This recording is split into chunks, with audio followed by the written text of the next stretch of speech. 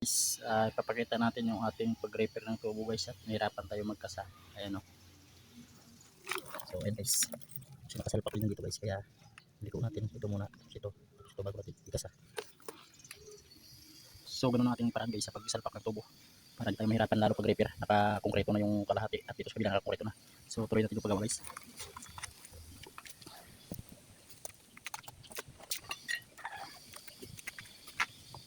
Ayan guys.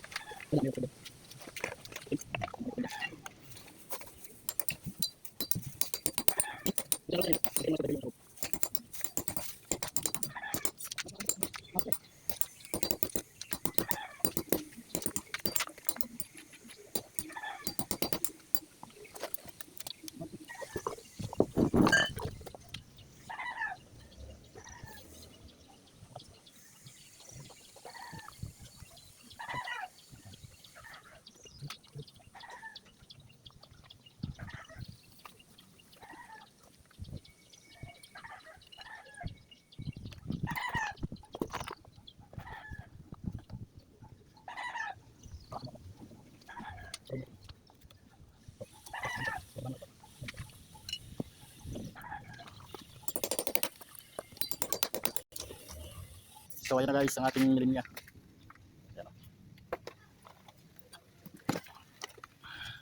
Ayan. Yan na yung ating linya.